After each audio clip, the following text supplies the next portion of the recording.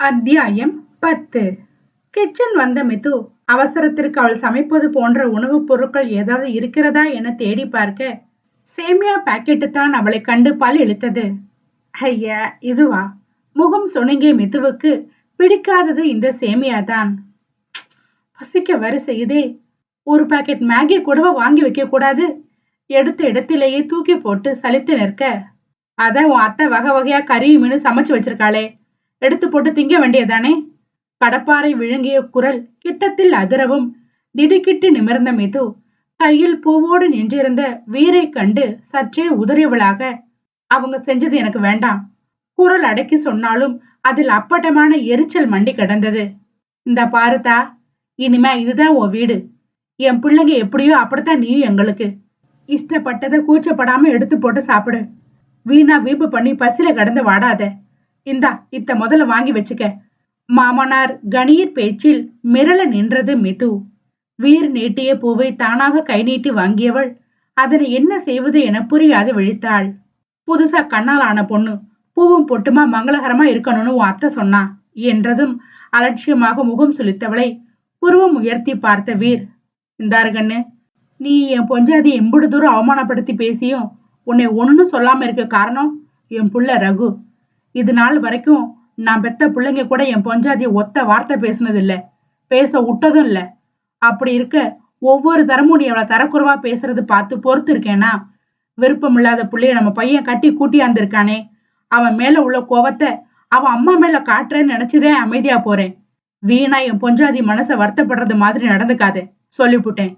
கடுமையாக எச்சரித்த வீர் மருமகள் மிரண்டு நிற்பதை கண்கள் சுருக்கி பார்த்தவனாக, இன்னும் அந்த பூவையும் குங்குமத்தையும் கையில வச்சுக்கிட்டு என்னத்தை யோசிக்கிறவ? வெய். சத்தமாக போட்ட அதட்டலில் கைகள் தடுமாறி நடுங்க, அவசரமாக பூவும் பொட்டும் வைத்துக்கொண்டு தலை நிமிரவும் அவள் முன்னே கறி குழம்பு வாசம் நாசி துளைக்க உணவு தட்டு நீட்டி இருந்ததைக் கண்டு கண்கள் இரண்டும் அகல விரிந்தது. என்னத்தை பாக்குறவ?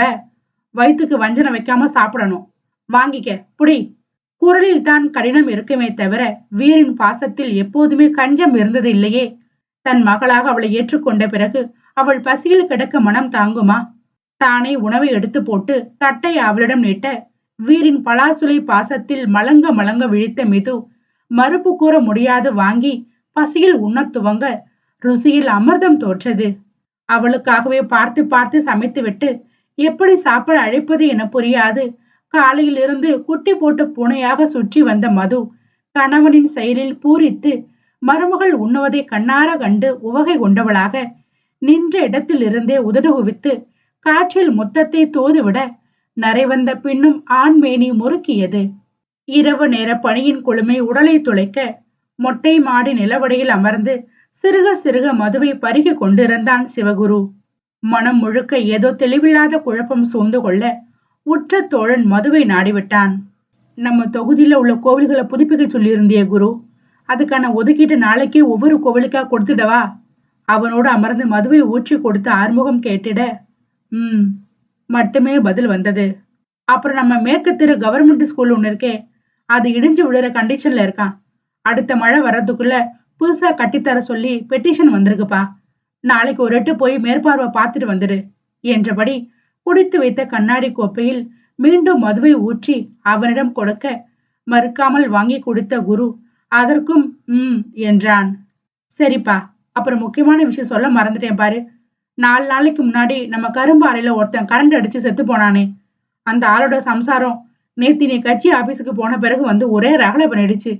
ஒரு வழியா அவ புருஷன் போனதுக்கு சன்மானம் தரேன்னு சொல்லி அனுப்புறதுக்குள்ள நாக்கு தள்ளிடுச்சு குரு. அப்பவே உங்ககிட்ட செக்குல கையெழுத்து வாங்க மறந்துட்டேன். இந்தா இப்ப போட்டுடு. விடிஞ்சது போய் அந்த அம்மா கிட்ட பணத்தை வீசிட்டு அப்படியே சொச்சா இருக்க ஹாஸ்பிட்டல் பில்ல கட்டி நம்ம பாலாவை டிஸ்சார்ஜ் பண்ணி கூட்டிட்டு வந்துடுறேன். போதையில் கண்கள் சொருகிய குருவிடம் செக்கை எடுத்து நீட்ட அந்த செக்கையும் ஆறுமுகத்தையும் கண்கள் மங்கிய நிலையில் மாறி மாறி பார்த்தவனாக, சன்மானனா எவ்வளவு கொடுக்க போறீங்க சித்தப்பு? போதையில் குளறியது குரல். என்னப்பா, எவ்வளவு என்னன்னு புதுசா கேள்வி கேட்கிற? உனக்கு நல்ல போதை அடிச்சு போல, சீக்கிரம் கையெழுத்து போடு குரு. அலட்சியமாக ஆறுமுகம் சொல்ல, குரு கையில் இருந்த செக்கு காகிதம் துண்டு துண்டாக காற்றில் பறந்து அவர் மீசையில் ஒட்டியதை கண்கள் அதிர பார்த்தார். குரு, என்ன வேலை பார்த்திருக்க நீ? இப்ப எதுக்கு செக்கை கிழிச்சு போட்ட? எரிச்சலாக கேட்டு குருவை முறைத்தார் ஆறுமுகம். சன்மானம் தானே, அதை நான் பாத்துக்கிறேன் சித்தப்பு. அந்த அம்மாவை என்ன வந்து பார்க்க சொல்லு. அப்புறம் பாலாவை டிஸ்சார்ஜ் பண்ண நானும் கூட வரேன் என்றவன் தள்ளாட்டமாக எழுந்து செல்ல, இப்படி பொறுப்பு இல்லாம சொன்னா என்ன அர்த்தம் குரு? பின்னிருந்து ஒலித்தது ஆறுமுகம் குரல். நான் இந்த தொகுதியோட எம்எல்ஏ சித்தப்பு. எனக்கு என் பொறுப்பு என்னன்னு நல்லாவே தெரியும். போதையில் நாவு குளற சொன்னாலும் அழுத்தமாக உரைத்துவிட்டு அரை நோக்கி நடந்தான் தள்ளாட்டமாக. ச்சே, என்ன அந்த பைய திடீர்னு ஏன் எதுக்குன்னு கேள்வி கேட்கிறான்? தப்பாச்சே. தாடியை நீவியபடி யோசித்தவருக்கு ஆத்திரத்தில் பற்கள் அறைபட்டது. குரு எம்எல்ஏ ஆன நாளில் இருந்தே ஏதாவது காரணம் சொல்லி பணத்தை எல்லாம் ஆட்டையை போட்டு இஷ்டத்திற்கும் செலவழித்த ஆறுமுகம் பல இரவுகளில் அவனுக்கு போதையை அதிகமாக ஊற்றி கொடுத்தே எந்த ஒரு சந்தேகமும் வராதவாறு கணக்கை அதிகரித்து காட்டி காரியத்தை சாதித்திருக்கிறார். இன்றும் அதே போல அவர் சாதிக்க நினைக்க குருவின் செயல் அவரின் சுபயோக வாழ்க்கைக்கு முதல் அடியை கொடுத்தது போல ஆகிவிட பணத்தை சுருட்ட அடுத்த வழி என்ன என்பதை தீவிரமாக யோசனை செய்ய தொடங்கினார். இரவின் குளுமையில் நிம்மதியான உறக்கம் கண்ணை எட்டியதோ இல்லையோ, ஒரே அறையில் அடைந்து கிடந்த அலுப்பில் வேறு வழியின்றி உறக்கத்தை தழுவி இருந்த மிதுவின் வயிற்றில் சிலு சிலுவென்று ஈரம் படர்ந்து ஒருவித கூச்சத்தை ஏற்படுத்த கண்களை திறவாமலே இமைகள் சுருங்கியது. உறக்கத்திலே சலித்து உடலை குறுக்கி படுக்க முயற்சி செய்ய கனமான ஏதோ ஒன்று வயிற்றில் அழுத்தம் கூட்டுவதை உணர்ந்து சடார் என கண் விழித்ததுதான் தாமதம். ஆ என மிரண்டு அலறியவளை அவளது வயிற்றில் இருந்து சலிப்பாக தலை தூக்கி பார்த்தான் ரகு. இந்தாடி, இப்ப என்னத்துக்கு தொண்டை கிழிய கத்திட்டு இருக்க? நிதானமாக கேட்டவன் பாவியின் பஞ்சு வயிற்றில் மினுங்கி வழிந்த வாய் நீர் அழகை கண்களில் போதை கொண்டு ரசித்து மோகம் ஏற்றினான் ஆண்மைக்குள். சி ராஸ்கல், கொஞ்சம் கூட உனக்கு மேனர்ஸ் இல்ல? தூங்கிட்டு இருக்க பொண்ணுகிட்ட எப்படி உன்னால இவ்வளவு கீழ்த்தரமா நடந்துக்க முடியுது? சுடிதார் முன்பக்கத்தை மார்பின் மீது சுருட்டி போட்டு பூ போன்ற இளஞ்சிவப்பு வயிற்றை உமிழ்நீர் சுரக்க உறிஞ்சி மீசையால் வீங்க வைத்து பன்னீர் வடிவதை கண்டு அதிர்ந்து போன மிது அவசரமாக தன்னை மூட முயற்சித்தபடியே காய்ச்சி மூச்சென கத்த காதை குடைந்த அரக்கன், ஓ இதுக்கு பேர்தான் கீழ்த்தரமா? நக்கலாக கேட்டு மிது சுதாரிக்கும் முன்பு மீண்டும் அழுத்தமாக அவள் வயிற்றில் முகத்தை புதைத்து அம்மா என்று பெண்ணுடலை அதிர வைத்திருந்தான். யூ பிளடி சீட், எந்திரிடா நாயே!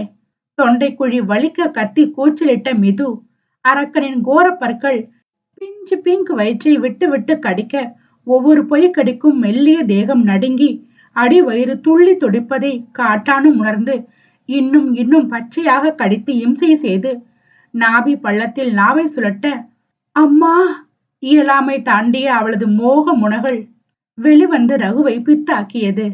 வீட்டிற்கு வந்ததும் தாய் தந்தையிடம் முகத்தை காட்டிவிட்டு மனைவியை தேடி அறைக்கு வந்த ரகு கடுகு போல குட்டியாக உடலை குறுக்கி படுத்து உறங்கிக் கொண்டிருந்த மனைவியை கண்டதும் சத்தம் இல்லாமல் பூனை நடையிட்டு மெத்தை அதிராமல் அவள் அருகில் படுத்த ரகு வட்ட முகத்தில் ஒட்டி இருந்த கண் மூக்கு உதடுகளை விரல்களால் வருடியதில் குறுகிய உடல் நெளித்து நேராக படுக்கவும் வான் நோக்கி புடைத்திருந்த திமிழ்களை கண்டதும் கழுகன் விழிகளில் மோக போதை ஏறியது. முழிச்சிருக்கும் போது எண்ணெய் சட்டில போட்ட கடுகார் வெடிப்பா, தூங்கும் போது மட்டும் பூனை குட்டியா சுருண்டு கிடப்பா.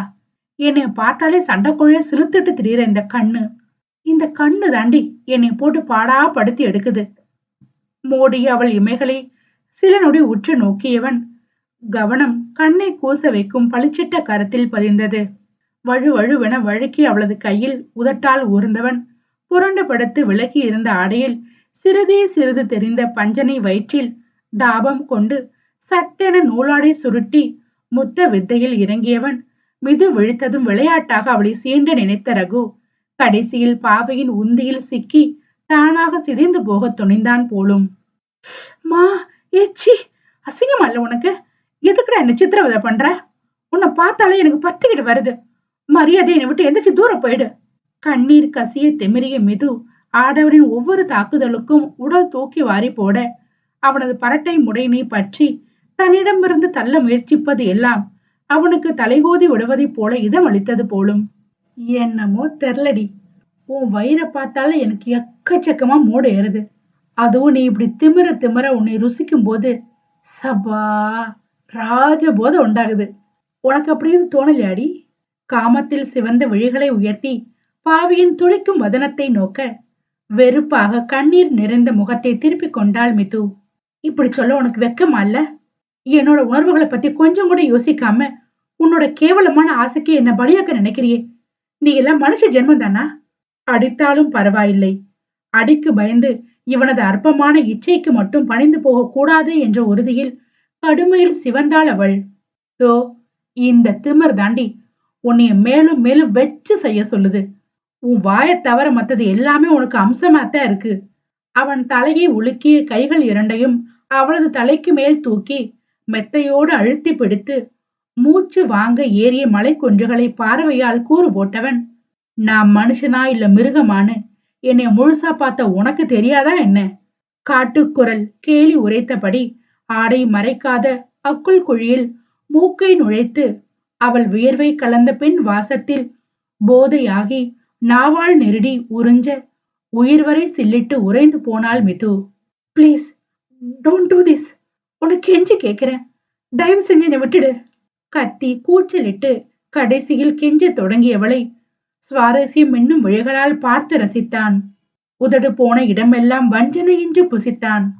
கெஞ்சிடி, இதெல்லாம் எனக்கு சுத்தமா பத்தல, இன்னும் நல்ல கெஞ்சி அழு. வெள்ளங்கமாக குரல் மாறுபட்டாலும் கீழ்கொம்பு இங்கிதமின்றி உயர்ந்து பாவையின் அடிவயிறு முட்டி ஆடை களையாது சேதம் பண்ணியதில் அவமானத்தில் அவள் கால்கள் இரண்டும் துடித்து உதறியது. சி, பொறுக்கி நாய, உன்னோட கேவல புத்தி என்கிட்ட காட்டு நினைக்காத, தள்ளி போடா.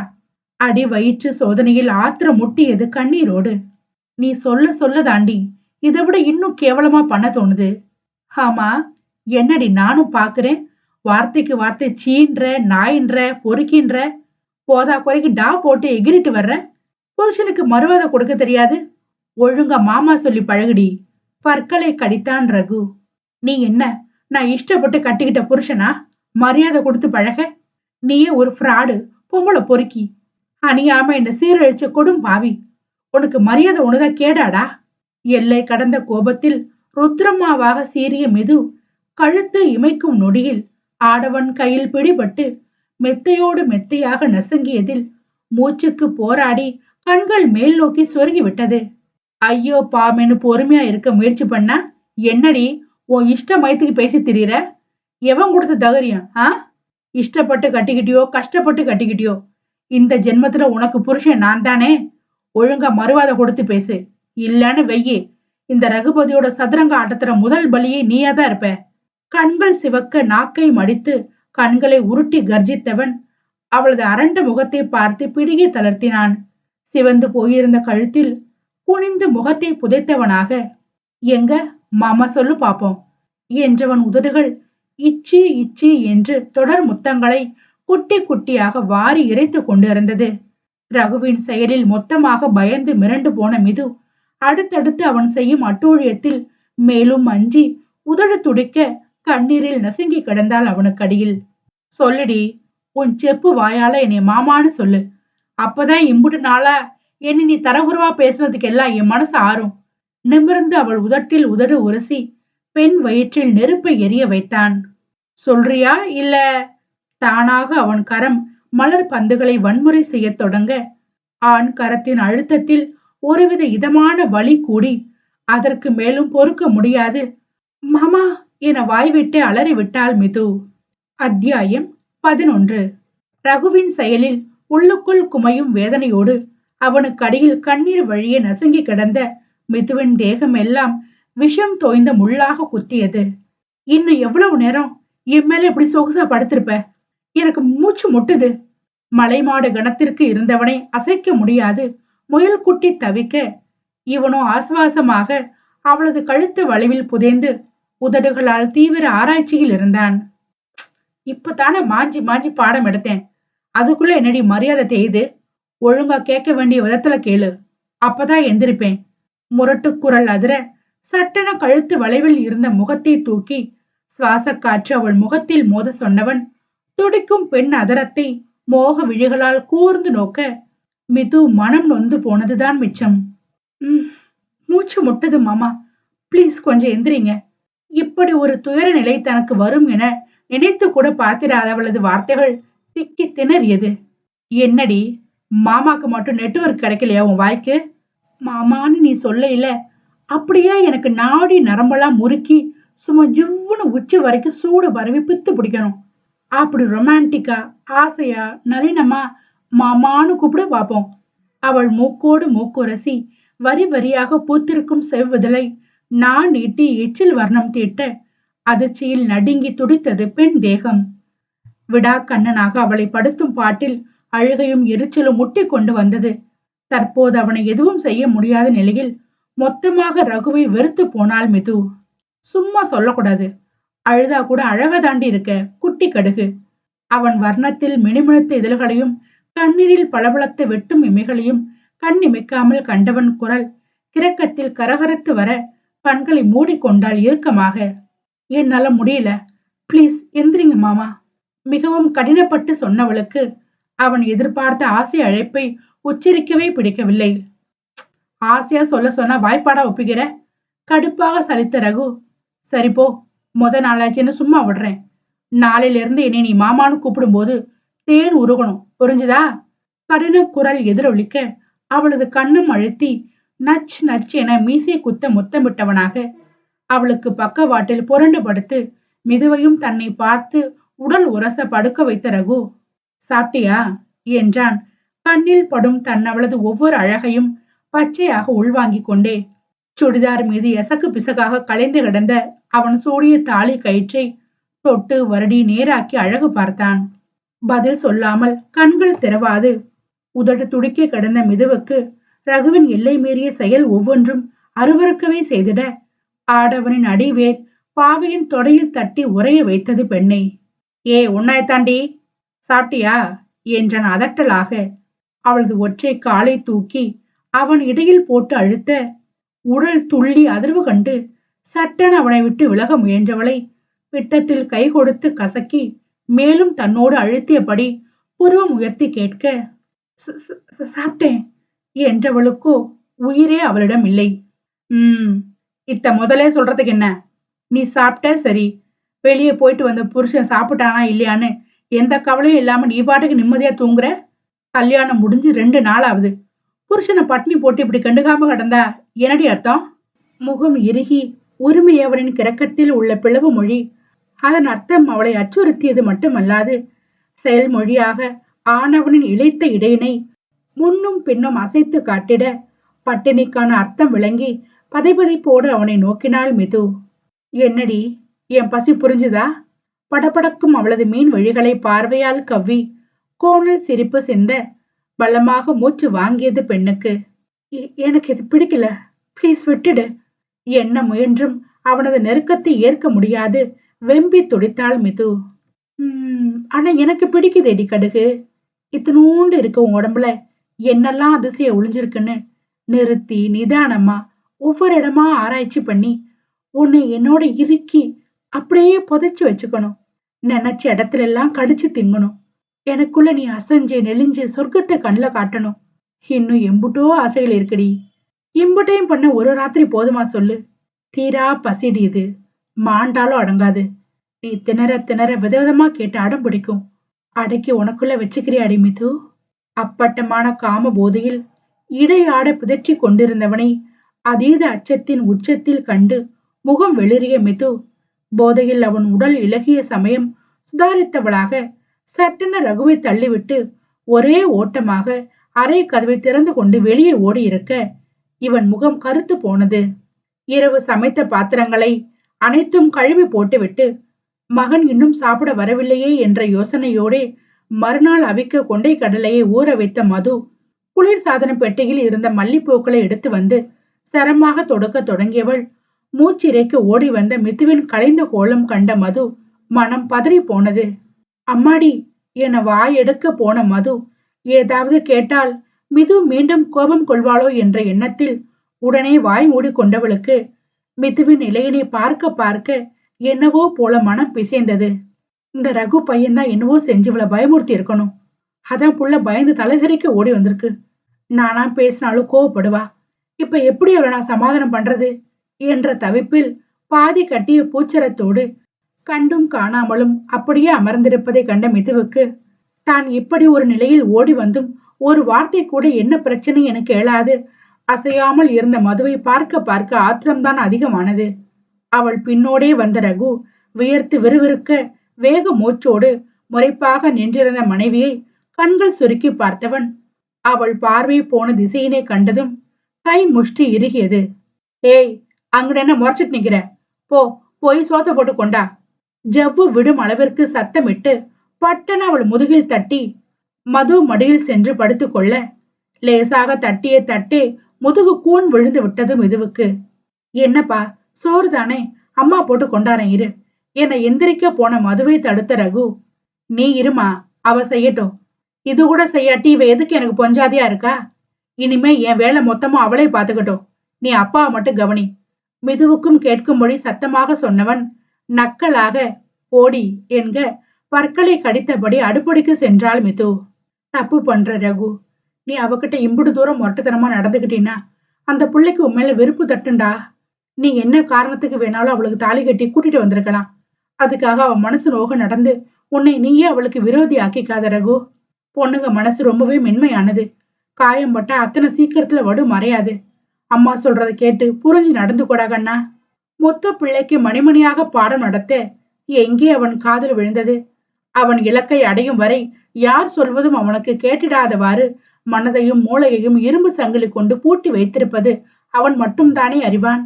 கண்மூடி அன்னைக்கு கொட்டி கொண்டிருந்த ரகு டங்கென தரையில் தட்டு வைத்த சத்தத்தில் கண் விழித்தவன் அவசரமாக அறைக்கு செல்ல போனவளை சொடக்கிட்டு அழைத்தான். பிச்சைக்காரனாடி நானு, தட்டை தூக்கி போட்டுட்டு போற? மரியாதை எங்கிட்ட வந்து பக்கத்துல உட்காந்து அந்த தட்டை கையில எடுத்து நீயா சோத்த பிசைஞ்சு எனக்கு ஊட்டி விடல, அவளை கையில உள்ள மொத்த வரலையும் துண்டு துண்டாக்கி நறுக்கி போட்டுடுவேன். வாடி. காட்டு குரல் அதிர கத்த அவன் மனைவிக்கு மட்டுமா உடல் தூக்கி போட்டது? பெற்றவளுக்கும் வயிற்றில் புளியை கரைக்க பாவமாக பார்த்தாள் மருமகளை. கால்கள் ஒன்றுக்கொன்று பலமாக பின்னிக் கொள்ள தட்டு தடுமாறி அவனுக்கு பக்கத்தில் அமர்ந்து தட்டை கையில் எடுத்த மிதுவுக்கு தானாக கண்கள் கலங்க துவங்கி விட்டது. ரகு, அந்த புள்ள பாவம்பா. அம்மாதான் உன் பக்கத்துல இருக்கேனே, நான் உனக்கு ஊட்டி விடுறேன். கொஞ்சம் கொஞ்சமா அவ உன்னை புரிஞ்சுக்கிட்டு தானா உனக்காக எல்லாம் செய்ய முன் வருவா. அது வரைக்கும் அவகிட்ட நல்லபடியா நடந்துகிட்டு உன்னை புரிஞ்சு வாழப்பாரு. அவகாசம் கொடுக்கண்ணா. மென்மையாக சொல்லி புரிய வைத்த மதுவை கால் ஆட்டியபடியே பார்த்த ரகு, இதுல புரிஞ்சு வாழ என்னமா இருக்கு? நான் இதுதான் ரகுபதினா அடாவடிக்காரன், மொரடன். இந்த விஷயம் உனக்கே தெரியுமே, ஊருக்கும் தெரியும். அம்புட்டி ஏன் இவளுக்கும் இவ குடும்பத்துக்கும் கூட நல்லாவே தெரியுமே. பொறவென்ன, அப்படியே ஏத்துக்கிட்டு வாழ வேண்டியதுதான். அதையும் மீறி ஏதாவது தெரியணும்னா அவளே அதை என்கிட்ட வாயை திறந்து கேட்டு தெரிஞ்சுக்கட்டும். நீ பேசாம பூவை கட்டு தாயே. ஆமா, இந்த பூ யாருக்கு? என் பொண்டாட்டிக்கா? மனைவியின் சிவந்த முகத்தை அணு அணுவாக கூர்ந்து நோக்கியபடியே தாயிடம் பேச்சு வளர்க்க, ஆமா ரகு, காத்தால என் மருமக குளிச்சிட்டு வச்சுக்க கட்டி வைக்கிறேன். ஒண்ணு பண்ணு ரகு, பேசாம நீயே நாளைக்கு உன் கையால மித்து தலையில பூவை வச்சு விடு. கல்யாணமாகி புருஷன் கையால பூவை வச்சுக்கிறது எல்லாம் பொண்ணுங்களுக்கு எம்புட்டி பெரிய கொடுப்புன்னு தெரியுமா? அவள் கணவன் ஞாபகத்தில் மிதுவை மறந்து மது பேசிக்கொண்டே போக, அதுக்கு என்னம்மா, அதான் இம்புட்டு பூவு கட்டி வச்சிருக்கியே, அதுல பாதி கொடு, இப்பவே என் பொண்டாட்டி தலையில வச்சு விடுறேன் என்றவன் மது மடியிலிருந்து வெடுக்கென எழுந்து தாய் கையில் இருந்து பூவை பிடுங்கி திரு திருவென விழித்து கொண்டிருந்த மனைவி தோளை பற்றி திருப்பி தானே அவள் தலையில் பூவை வைத்துவிட இனம் புரியாத உணர்வு முதல் முதலாக மிது நெஞ்சில் தோன்றி தேகம் சிலிர்த்து அடங்கி அவளது இருதயத்தில் படபடப்பை உண்டு பண்ணியது. இப்பதான் பார்க்க பொண்ணா லட்சணமா அழகா இருக்க இல்லம்மா? பூச்சூடிய மனைவி அழகை கண்களில் பருகியபடி அன்னையிடம் கிண்டல் செய்ய மதுவும் அது கிண்டல் என புரியாது சட்டென தலையாட்டி வைத்து மகனோடு சிரித்ததில் இவளுக்கு உள்ளுக்குள் குபுகுபுக்க செய்தது. எப்போதும் அப்பாவி போலவே தன்னை காட்டிக்கொள்ளும் மாமியாரை சோத்தை பிசைந்தபடியே முறைத்து கொண்டிருந்தவளை கண்ட ரகு புறங்கையில் நறுக்கென கிள்ளி வைத்தான். வழியில் முனகி கரத்தை தேய்க்க, அங்க என்னடி முறப்பு? எம்புடு நேரமா சோத்த பேசவ? வாயில வையி. ஆ என வாய் திறந்தவன் வெள்ளங்க பார்வை அழுத்தமாக அவள் அங்கம் மேய்ந்து சொன்ன சங்கதியில் திடுக்கிட்டவளாக மாமியாரை பார்த்தாள் மிது. நல்ல வேளையாக அவள் பூ தொடுப்பதில் பிஸியாகிவிட பெருமூச்சு விட்டு கைப்பிடி உணவை எடுத்து கணவனின் வாயருகே நடுக்கமாக எடுத்து வந்தவளை முரட்டு பார்வையால் கொள்ளையிட்டபடி விரலோடு சேர்த்து உணவை விழுங்க சங்கடமாக நெளிந்தாள் முல்லைக்கொடியாக. ஒரு விதத்தில் மது உடன் இருப்பதால் தான் கையும் காலும் வைத்துக்கொண்டு தன்னிடம் அதீத எல்லை மீறாமல் அவன் அன்னை அறியாது கல்மிஷன் செய்கிறான் என்பதை உணர்ந்து கொண்ட மிது இப்படியே மதுவை அருகில் வைத்துக்கொண்டு இவனை விரட்டிவிட்டு தானும் இங்கேயே மாமியாரோடு இருந்து விடலாம் என மனதுக்குள் திட்டமிட்டவளது முகம் பிரகாசிக்க அவசரமாக கணவனுக்கு ஊட்டி முடித்து தட்டை கழுவி தொட்டியில் போட்டு கை கழுவிட்டு திரும்பிய நேரம் முரட்டு தேகத்தில் பலமாக முட்டி நின்றாள் மிது. என்னைய மீறி உன் திட்டத்தை நிறைவேற்ற முடியுமாடி உன்னால? கேலியாக கேட்ட ரகுவை அவள் விழிவிரித்து நோக்க, என்னடி அப்படி பாக்குற? அம்மாவை அப்பவே அவங்க ரூமுக்கு அனுப்பி விட்டாச்சு. நீ வா தங்கம், நாம நம்ம ரூமுக்கு போய் விட்டதுல இருந்து தொடங்கலாம். மிது சுதாரிக்கு முன்பு சட்டென அவளை கையில் ஏந்தி இருக்க பூ உடல் அப்பட்டமாக உதறல் எடுத்தது. கடுகு சைஸ்ல இருந்துகிட்டு என்னை விரட்டவா திட்டம் போடுற? இப்ப வாடி, உன்னை அலற விடுறேன். அவளது உதறல் உணர்ந்து உள்ளுக்குள் நகைத்த ரகு பாவையின் தலையில் சூடி இருந்த மல்லிப்பூ வாசத்திலும் பூ மேனியவள் சந்தன வாசத்திலும் சித்தம் மயங்கி கிறங்கி போனான். அத்தியாயம் 12.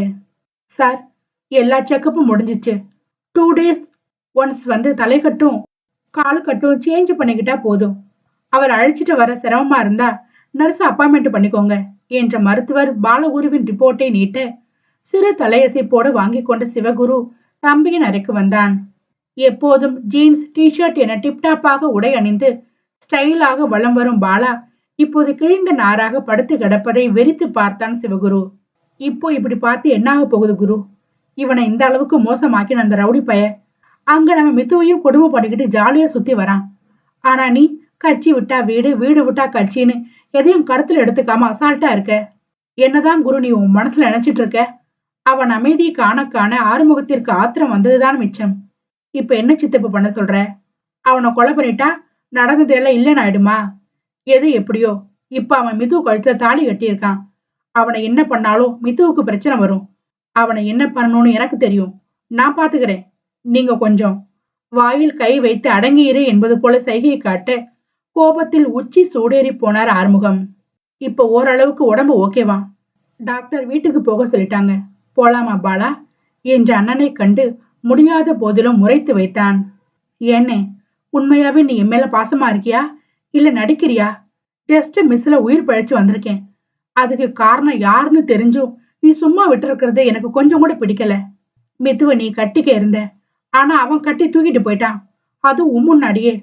அதான் இப்ப உனக்கும் மிதுவுக்கும் எந்த சம்மந்தமும் இல்லையே. அவளுக்கு பிரச்சனை வந்தான வராட்டி என்ன?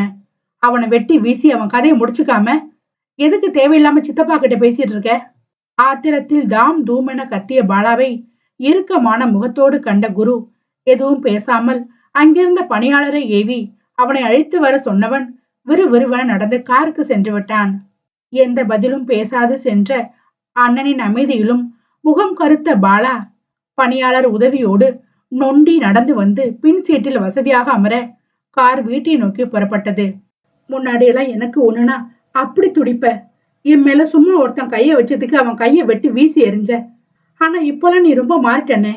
பின்னிருந்து வந்த சத்தத்தில் மெல்ல நகைத்து கொண்டான் குரு. உன் கண்ணுக்கு அப்படி தெரிஞ்சா நான் என்னடா பண்றது?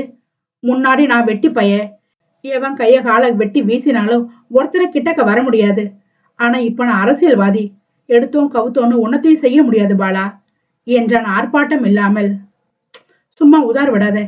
முன்னாடி இருந்ததை விட இப்போ உனக்கு ஆள் பலமும் பதவி பலமும் அதிகரிச்சிருக்கே தவிர துளியும் குறையல. 2 மாசத்துக்கு முன்னாடி கூட உனக்கு ஒருத்தன் ஓவரா குடைச்சல கொடுத்தான்னு அவனை சத்தமில்லாம முடிச்சது எனக்கு தெரியாதுன்னு நினைக்காத என்றான் எரிச்சலாக.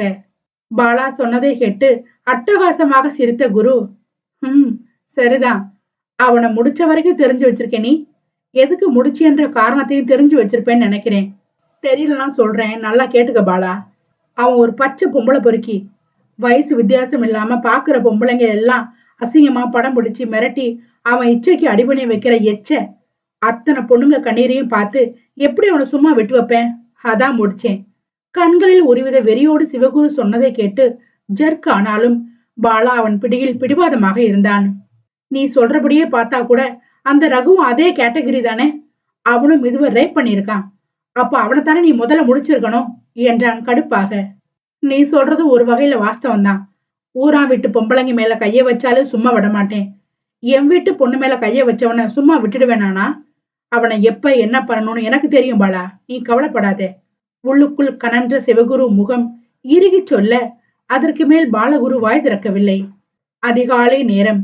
முந்தைய தினம் போல எங்கே வாளி நீரை தலையில் கொட்டி அலமல் செய்து விடுவானோ என்ற பதைபதைப்போடே தூக்கம் கலைந்து கண் விழித்த மிது தன் நெஞ்சில் கண்ணும் புதைய உறங்கிக் கொண்டிருந்த கணவனை திடுக்கிட்டு பார்த்தாள்.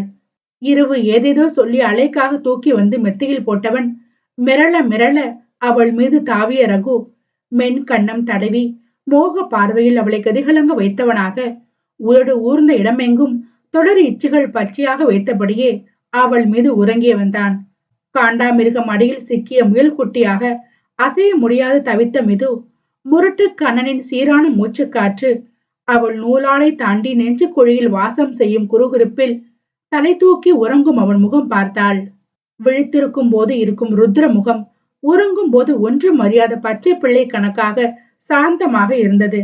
முன் நெற்றியில் மறைத்திருந்த எண்ணெய் வைக்காத கேசத்தை கரம் நடுங்க ஒதுக்கிவிட்ட மிதுவுக்கு ரகுவின் நோக்கம் கொஞ்சமும் விளங்கவில்லை என்பதே உண்மை.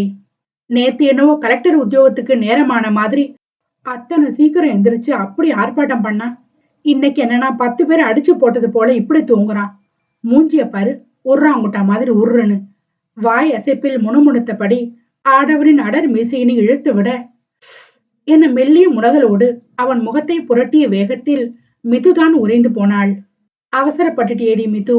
தன்னைத்தானே நொந்து போனவள் தன் நெஞ்சில் முட்டிய மீசை வைத்த மன்னவனை கண்டு உதடு கடித்தாள். இதயம் படபடக்க மிகவும் கடினப்பட்டு அவன் உறக்கம் களையாதவாறு ரகுவை உருட்டி தள்ளிய மிது முகத்தை அலம்பிக் கொண்டு கிச்சன் நோக்கி வர அங்கு ஏற்கனவே மது இருப்பதை கண்டதும் அஷ்ட கோணல் ஆனது அவள் முகம். காலையிலேயே குளித்து மங்களகரமான முகத்தோடு கணவனுக்கு டீ போட்டு கொண்டிருந்த மது மிதுவை கண்டதும் ஒரு நிமிடம் வேலை நிறுத்தம் செய்தன அவள் கரங்கள். ஏதாவது வாய் திறந்தா திட்டுவாளோ, பேசலாமா வேண்டாமா என்ற யோசனையில் இருந்த மது மணக்கும் டீயை வடிகட்டி 3 டம்ளரில் எடுத்தவள் அவளிடம் ஒன்றை நீட்ட வெடுக்கென முகத்தை திருப்பி கொண்டாள். அத்தை கிட்ட உனக்கு என்னடா கோவம்? நான் என்ன தப்பு பண்ணேன்? மருமகளின் ஒட்டாத விலகல் மனதை வேதனைப்படுத்தியது. என்ன தப்பு பண்ணல நீங்க? உங்க பையன் என்னை கெடுத்துட்டான்னு ஊரை கூட்டி அத்தனை பேருக்கு முன்னாடி அழுதுட்டு நின்னேன். ஆனா நீங்க என்ன பண்ணீங்க? உங்க பையன் ஏன்டா அப்படி பண்ணேன்னு ஒரு வார்த்தை கூட அவன் சட்டையை பிடிச்சு கேட்கல. அதுக்கு பதிலா கெடுத்தவளே கல்யாணம் பண்ணிக்கிட்டு வானுதானே உங்க மக செஞ்ச பாவத்துக்கு துணையா நின்று இருக்கீங்க. உங்க பையனால என் கற்பு மட்டும்தான் போச்சு. ஆனா உங்களால மட்டும்தான் என் வாழ்க்கையே நாசமா போச்சு. இப்ப சொல்லுங்க, உங்ககிட்ட நான் எப்படி கோவப்படாம இருக்கிறது? காலையிலேயே கடும் கோபத்தில் வெடித்தவளை கண்டு வாய் அடைத்து போனாள் மது. தான் நினைத்தது வேறு. ஆனால் மிது அதனை தவறாக புரிந்து கொண்டாளே என வருத்தமாக நினைத்த மது, நீ தப்பா புரிஞ்சுகிட்ட மிதுமா. ரகு இந்த அளவுக்கு ஒரு பொண்ணுகிட்ட நடந்துக்க என்ன காரணமோ எனக்கு நெசமா தெரியாது. ஊரார் முன்னிலையில என் மகனே அவன் தப்பு செஞ்சான்னு ஒத்துக்கிட்டதுக்கு பிறகு என்னால எப்படிமா உன்னை விட்டு கொடுக்க முடியும்? எப்படி ரகுவுக்கு ஒரு நல்ல பொண்ணா பார்த்து கட்டி வைக்கத்தானே போறோம். அந்த பொண்ணு நீயாவே இருந்தா நல்லா இருக்குமே நினைச்சேன். உன்னை எந்த குறையும் இல்லாம என் மக மாதிரி பாத்துக்கணும்னு ஆசைப்பட்டேன். போக போக 2 பேரும் ஒருத்தரை ஒருத்தர் புரிஞ்சுக்கிட்டு சந்தோஷமா வாழ்வீங்கன்னு முழு மனசா நம்பினேன். ரகு கோவக்காரன் தான், ஆனா தப்பானவன் கிடையாதுமா. அவன் அம்மாவா நான் என் மகனை பத்தி சொல்றதை விட நீயே அவனோட வாழ்ந்து புரிஞ்சுக்கிட்டா மட்டும்தான் ரகுவை உன்னால ஏத்துக்க முடியும். அதுக்காக உடனே அவனை புரிஞ்சு ஏத்துக்கோன்னு அத்தை சொல்ல வரல. கொஞ்சம் கொஞ்சமா முயற்சி பண்ணிடா. அத்தை கிட்ட கோவமா மட்டும் இருக்காத மிதுமா. எனக்கு ரொம்ப கஷ்டமா இருக்கு. அவள் தாடை பிடித்து தன்னை பார்க்க செய்து பாவமாக சொல்ல மிதுவுக்கே ஒரு மாதிரி வருத்தமாகி போனது. எனக்கு இந்த சென்டிமெண்ட் டாக்கெல்லாம் வேண்டாம். நீங்க என்ன சொன்னாலும் சரி. நீங்களும் உங்க பையனும் எனக்கு செஞ்சது மிகப்பெரிய தப்புதான். என்னால உங்க 2 பேரையும் என்ன பண்ணாலும் ஏத்துக்க முடியாது. மது கரத்தை தட்டி விட்டு கூடத்திற்கு வந்து விட்டாள் சிலிப்பு கொண்டு. வயலுக்கு செல்ல வேண்டிய வீர் தயாராக அங்கு அமர்ந்திருக்க அவனை பார்த்தும் பார்க்காதது போல எதிரில் அமர்ந்து கால் மேல் கால் போட்டு ஆட்டியவள் டிவியை ஆன் செய்து இஷ்டத்திற்கே சேனலை மாற்றிக் கொண்டிருந்த மிதுவின் மனம் எதிலும் லயிக்கவில்லை. டிவி ரிமோட் அவள் கையில் கதறி கொண்டிருக்க டீயை எடுத்து வந்து தன்னிடம் கொடுத்த மனைவியை கண்களில் பருகிய வீர், மது, ஏற்கனவே நான் சொல்லியிருந்தேன் இல்ல, என் பாலிய நண்பன் பொண்ணு கல்யாணத்துக்கு போகணும்னு. இன்னும் 2 நாள்ல கல்யாணம். அவன் இன்னைக்கே நம்மள வற்புறுத்தி கூப்பிடுறான். என்னால மறக்க முடியல. சாயங்காலம் தயாராயிருடி. நான் வேலை முடிஞ்சு வந்ததும் புறப்பட சரியா இருக்கும். மெதுவை ஓரக்கண்ணால் பார்த்தபடி தகவலாக சொன்ன கணவனை புரியாமல் பார்த்த மது, நீங்க எப்ப மாமா கல்யாணத்துக்கு போகணும்னு சொன்னீங்க? அதுவும் இம்புட்டு அவசரமா? 2 நாள்ல கல்யாணம்னா? அப்படி எதுவும் சொன்னதா எனக்கு ஞாபகம் இல்லையே. குழப்பமாக யோசித்த மனைவியை கனலாக முறைத்து வைத்தான் வீர். மகன் மருமகளை தனியாக விட்டால்தான் ஒருவரை ஒருவர் புரிந்து கொள்ள வசதியாக இருக்கும் என்று எண்ணி வீர் சொல்ல, அவன் மக்கு மனைவிக்கு விளங்கவில்லையே. வர வர எல்லாத்தையும் மறக்கிறதே உனக்கு வேலையா போச்சுடி. சொன்னா சொன்னதை மட்டும் செய்யி. அத்தை விட்டு கேள்வி கேட்டு வாங்கி கட்டிக்காத. போடி, போய் சாப்பாட்டு பைய கொண்டா. காரணமே இன்றி எரிந்து விழுந்த கணவனை திருவென விழித்தபடி மீண்டும் அடுக்கலைக்குள் செல்ல, வீர் போட்ட சத்தத்தில் இங்கு மிதுவும் அதிர்ந்து போனாள்.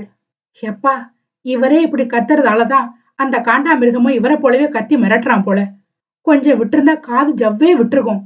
எவ்வளவு சவுண்டு!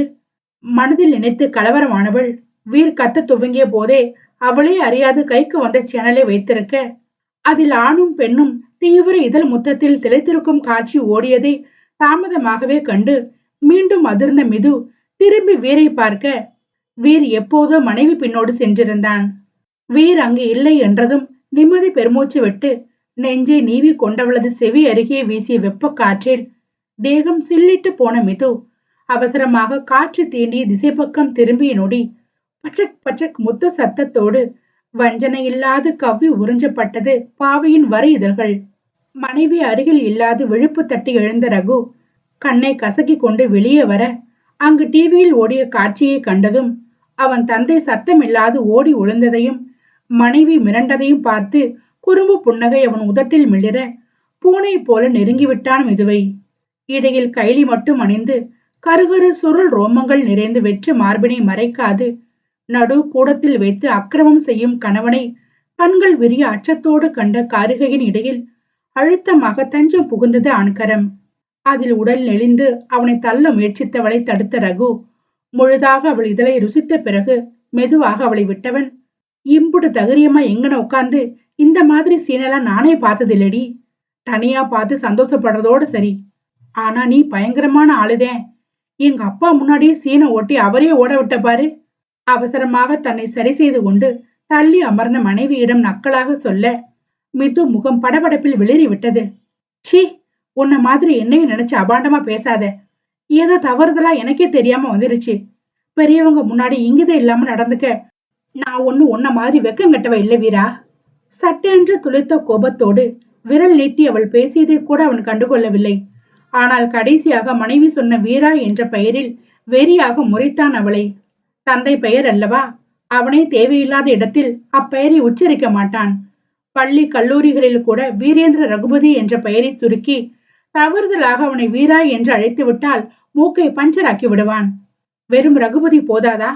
எதுக்கு முன்னாடி அப்பா பெரிய சேர்த்து வச்சீங்க? என்னை வெறுப்பேத்தவே வீரா வீரான்னு கூப்பிட்டு வம்பு பண்றானுங்க என அடிக்கடி மது வீரிடம் மல்லுக்கு நின்ற கதை அதிகம். அப்படி இருக்க மிது வீரா என்று சொல்லவும் சுர்ரென வந்து விட்டது அவனுக்கு. ஏய், இன்னொரு தடவை அப்படி பேர் சொல்லாத. ஒழுங்கா மாமா சொல்லி கூப்பிடுறி. பற்களை கடித்தான் ரகு. முடியாது, எனக்கு வசதியான பேரை சொல்லித்தான் என்னால கூப்பிட முடியும். அவளும் ஏட்டிக்கு போட்டி நின்றாள். இப்படி ஏடாகுளம் பேசின அடிச்சு மூஞ்சி கீஞ்செல்லாம் குழப்பிட வேண்டி. அது எங்க அப்பா பேரு. அப்படி கூப்பிட்டா எனக்கு கண்ட மேனிக்கு கோவம் வரும். என் அம்மா எப்படி அவங்க புருஷனை மாமான்னு சொல்லி அழகா கூப்பிடுறாங்களோ அப்படித்தான் நீயும் என்னை மாமான்னு கூப்பிடணும். கட்டளையாக சொன்ன ரகுவை உள்ளுக்குள் தோன்றிய உற்சாகத்தோடு பார்த்த மிது, ஓ, சாருக்கு இப்படி ஒரு வீக் பாயிண்ட் இருக்கா?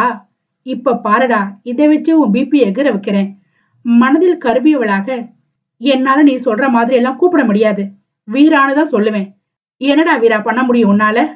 அவன் சொல்ல வேண்டாம் என்றதற்காகவே வேண்டுமென்று கத்தி சொன்ன மிதுவை ரகுபதி அடிக்க பாய, அவனுக்கு முன்னதாக சுதாரித்தவளும் ரகுவை கடுப்பேத்தி விட்ட மகிழ்ச்சியில் சிரித்து கொண்டே ஓடி மது வீரிடம் பாதுகாப்பாக ஒளிந்து கொண்டாள்.